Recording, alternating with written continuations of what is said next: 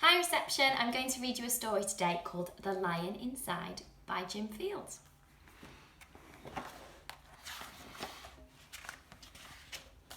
In a dry, dusty place where the sand sparkled gold stood a mighty flat rock, all craggled and old. And under that rock, in a tiny full house, lived the littlest, quietest, meekest brown mouse. He was so very tiny, so incredibly small, that nobody noticed him ever at all. He got trod on and sat on and missed out for stuff, ignored and forgotten. Yes, mouse life was tough. Meanwhile, far above on top of the rock, times were quite different. It was Lion O'Clock. This huge, toothsome creature made sure everyone saw how important he was by how loud he could roar. He was head of the pack. He was shouty and tough. He loved showing the crowd he was made of strong stuff. Yes, all were impressed by this mighty King Cat. If only, thought Mouse, I could be more like that. Then, late one dark night, in his Minnie Mouse bed, the cleverest thought popped into his head. He jumped from the covers and held up a paw. I've got it, he roared. What I need is a roar. I mean, what if this mouse with the weeniest squeak was a little more grrr and a little less meek? Well, he'd still be the smallest of fuzzy brown mice, but he'd make friends and join in, and life would be nice. Yes, thought the mouse, I must find out how. I will learn how to roar, and I will learn it now.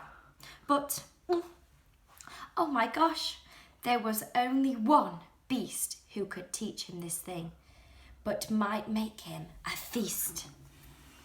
It was time to be strong, take a chance. After all, forever was such a long time to feel so small. So he made himself brave and he thought like a winner. He set off to the top, hoping not to be dinner. It felt like the scariest thing he could do. But if you want things to change, you first have to change you. The further he climbed, the closer he got, the stumbling lion reclining on top. Then, at last, as he stood on his tippy toes, he found himself suddenly nose to nose. Pardon me. Wake up, Mr. Lion. You've got company. Squeak, Mr. Lion. What I've come to you for is squeak. Do you think you could teach me to roar?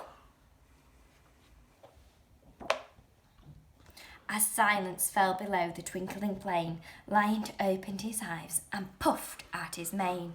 Time slowed right down. Why, it felt like a week. Then he opened his mouth and let out a eek! The lion was shaking, his paws all a-fumble. He was backing away with a scrambling tumble. Don't hurt me, he whispered. Oh, try to be nice. Well, my goodness, this lion was afraid of mice. Don't worry, Mouse peeped. I'm a friend, not a foe. Let's rock this together. We'll have fun, don't you know? That was a magical moment for sure, when Mouse didn't feel at all small anymore. He had found his true voice and learned to speak out, and for that you don't need to roar or to shout. And from that day and always, the two were a pair. They both liked the rock better, now the rock was to share. The mouse, while still little, felt big in his head. And Lion, he still roared, but with laughter instead. Yes, that day they both learned that no matter your size, we all have a mouse and a lion inside.